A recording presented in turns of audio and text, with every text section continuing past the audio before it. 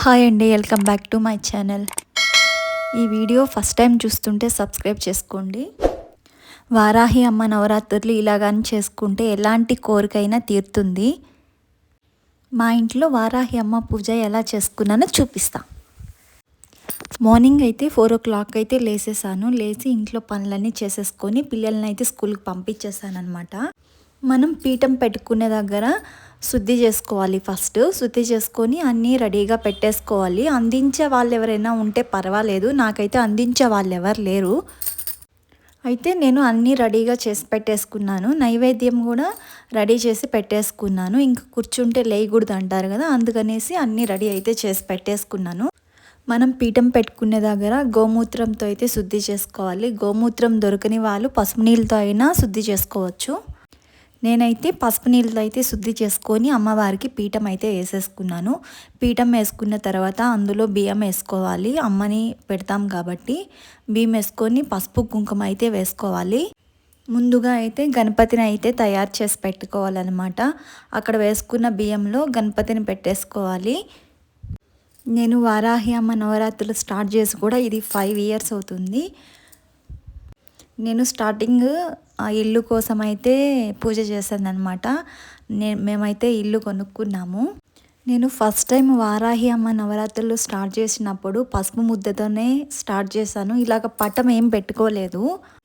అప్పుడు కూడా పసుపు ముద్దని గౌరమ్మని చేసుకొని ఆమె వారాహి అమ్మ అని పూజ చేసుకున్నాను. 9 days అనమాట. అప్పుడు మేము రెంటింట్లో ఉన్నాము. సెకండ్ టైం నవరాత్రులు చేసేటప్పుడు ఓన్ హౌస్ అయితే తీసుకున్నాము. ఓన్ హౌస్లోనే వారాహి అమ్మ నవరాత్రులు చేస్తున్నాను. నా కోరిక నెరవేరిందనేసి నేను పటం అయితే పెట్టుకొని పూజ చేయాలనుకున్నాను. మాకు తెలిసిన పూజారి ఉంటే ఆయన్ని అడిగాను అనమాట. అడిగితే శ్వేత వారాహి అమ్మవారి పటం అయితే పెట్టుకోమన్నారు. శ్వేత వారాహి అమ్మ పటం పెట్టుకుంటే మంచిది అనేసి అంటే మేము ఆ పటం అయితే తీసుకొని వచ్చుకున్నాను. మా ఇంట్లో మా అక్క వాళ్ళ ఇంట్లో సేమ్ ఒక్కటే ఉంటుందన్నమాట. సొంత ఇల్లు లేనోళ్ళు ఈ పూజ చేయండి, ఖచ్చితంగా సొంత ఇల్లు కొనుక్కుంటారు. ఓకే, ఇప్పుడు పూజ అయితే ఎలా చేసుకున్నానో చెప్పేస్తాను. అమ్మవారిని అయితే పెట్టేసుకొని పూలు అన్నీ పెట్టేసుకున్నాను. ఇక్కడైతే నేను షోడశోభ పూజ అయితే చేసుకుంటున్నాను. షోడశోభ పూజ రాని వాళ్ళు యూట్యూబ్లో చాలా వీడియోస్ ఉన్నాయి, అవి చూసైనా చేసుకోవచ్చు. లేదా ఎక్కడ ఏ పూజ స్టోర్ అంగట్లో అయినా మనకి బుక్ అయితే దొరుకుతుంది. వారాహి అమ్మ పూజ విధానం బుక్ అయితే దొరుకుతుంది. నేనైతే అక్కడి నుంచే బుక్ అయితే తెచ్చేసుకున్నాను. పూజకి కావాల్సినవి నైటే తెచ్చేసి పెట్టేసుకున్నాను అనమాట. విప్ప నూనె తెచ్చుకున్నాను. విప్ప నూనెతో దీపం అంటిస్తే మంచిదనేసి అన్నారు. సో విప్ప నూనె అయితే తెచ్చుకున్నాను. మందార పూలు మా చెట్లోనే పూసాయి, అవి అయితే కోసేసుకున్నాను. నైటు రోసెస్ అయితే తెచ్చేసుకున్నాను. అక్కడే లోటస్ ఉన్నాయి, లోటస్ కూడా తెచ్చి పెట్టేసుకున్నాను. గ్రీన్ బ్యాంగిల్స్, ఇంకా నిమ్మకాయలు, అమ్మవారికి కావాల్సిన అన్నీ తెచ్చి పెట్టేసుకున్నాను అనమాట నైటే. మళ్ళీ మార్నింగ్ మనం తెచ్చుకోలేం కాబట్టి. ఇంకా నైవేద్యం వచ్చేసరికి బెల్లం పొంగల్ అయితే చేసుకున్నాను. అమ్మవారికి బెల్లం పానకం అంటే ఇష్టం కదా, మెయిన్ బెల్లం పానకం అయితే పెట్టుకోవాలి. అట్లాగే బెల్లము పెసరపప్పు కూడా పెట్టుకున్నాను. నేనైతే 16 షోడశోభ పూజ అయితే చేసుకుంటున్నాను.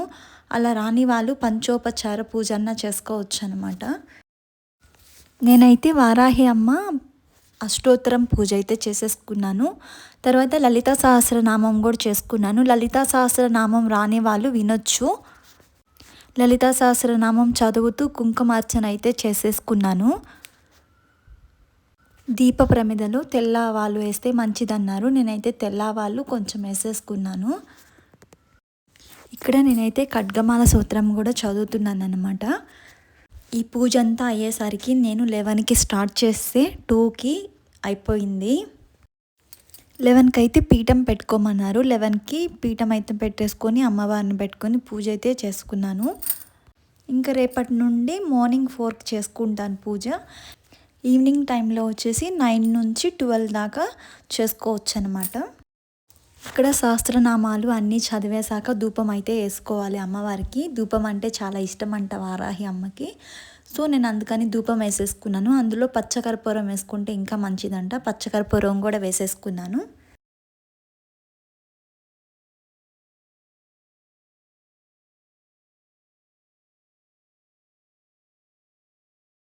ఇంకా ధూపం అయిపోయాక అమ్మవారికి దీపం చూపించాలన్నమాట. దీపం దర్శయామి అని చెప్పుకొని దీపం చూపించుకోవాలి.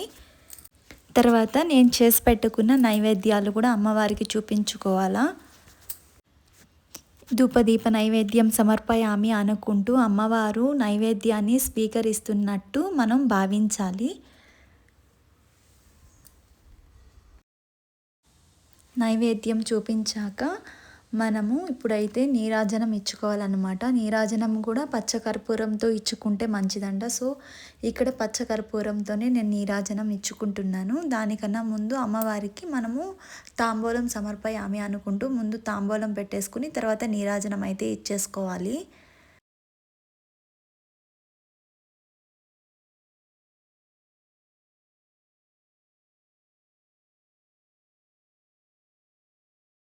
ఇచ్చేసుకున్న తర్వాత ఫ్లవరు అక్షంతలు వేసుకొని సుగంధ పుష్పం సమర్పయామి ఆత్మ నమస్కారాంతనం సమర్పయామి అని అమ్మవారి ముందు వేసేస్తే పూజ అయిపోయినట్టు.